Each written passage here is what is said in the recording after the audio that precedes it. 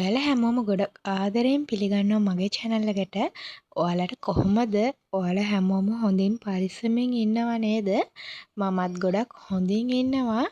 අලුත් වීඩියෝ එකක් අරගෙන ඔයාලා බලන්න ආවා. අද වීඩියෝ එක මොකක්ද කියලා අපි බලමු.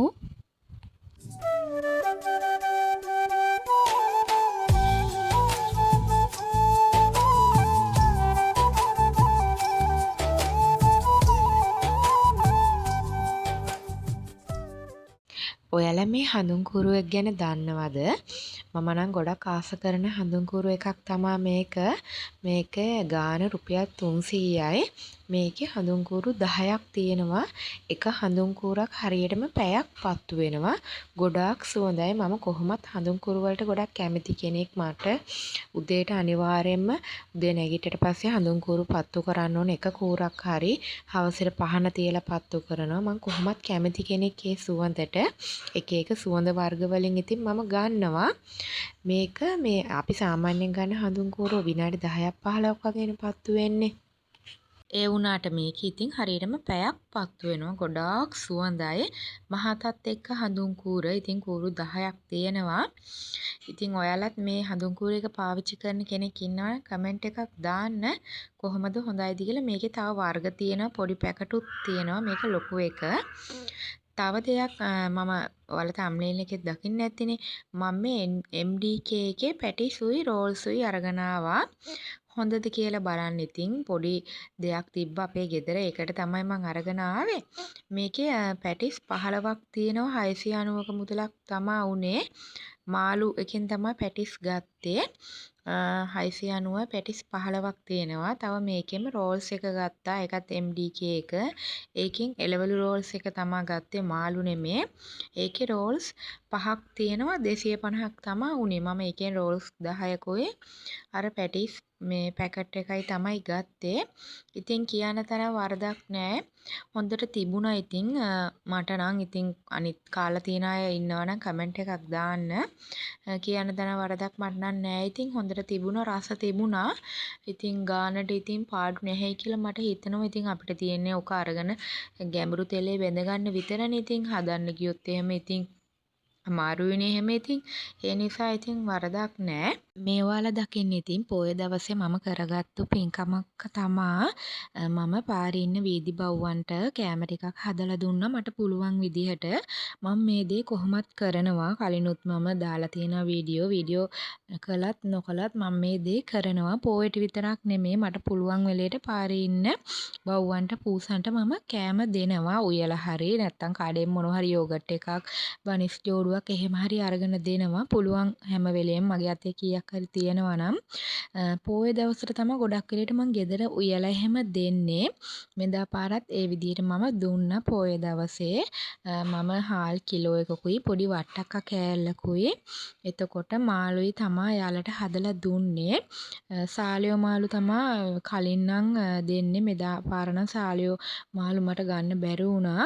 ඉතින් එහෙම හදලා මම දුන්නා. සමහර වෙලේ පරිප්පු එකතු කරනවා, කංකුන් ටිකක් එකතු කරනවා. මෙදා පාර පරිප්පුයි කංකුන් මේ දෙක එකතු කරන්න බැරුණා. හාලුයි වට්ටක්කයි මාළුයි තමයි දාලා යාලට හදලා දුන්නේ. ඉතින් මම ගොඩක් ආසාවෙන් කරන වැඩක් තමා මේ. මට මගේ හස්බන්ඩ්ුයි බබාලත් මේ දෙයට උදව් කරනවා. යාලට පුළුවන් විදියට ඉතින් පුළුවන් විදියට චූටි උදව් හරි මට කරනවා. ඉතින් මේ විදියට හදලා ඉතින් කොහොම හරි මට පාරේ ඉන්න වීදි බව්ව 15 දෙනෙකුට විතර කෑම දෙන්න පුළුවන් වුණා. ඇත්තටම ඉතින් ගොඩක් සතුටු සැනසීමක් දැනෙන දෙයක් තමයි මේ. අපිට ඉතින් කාගේ හරි බඩගින්නක් නිවන්න පුළුවන් නම් පුංචිම දෙයකින් හරි ඒක ඇත්තටම ගොඩක් වටිනවා. මොකද මිනිස්සුන්ට ඉතින් අපි මිනිස්සු විදියට අපිට කතා කරන්න පුළුවන් අපිට අපේ බඩගින්න තිබහ අපේ තියෙන හිතේ දුක වේදනාව ඒ හැමදේම අපිට කියන්න පුළුවන්. ඉතින් ඒ වගේ නෙමෙයිනේ සතුන්ට එහෙම යාලට කතා කරන්න බැහැනේ. කන්න ටිකක් වුණත් යාලට ඉල්ලන්න බැහැනේ අපිට බඩගිනියි කියලා. ඉතින් එහෙම සතෙකුට දෙන එක නම් ගොඩක් වටිනවා. ඉතින් ඔහොම තමයි යාලයි කෑම ටික හැදුන වීඩියෝ එක ඉස්සරහට දිගටම බලන්නකෝ.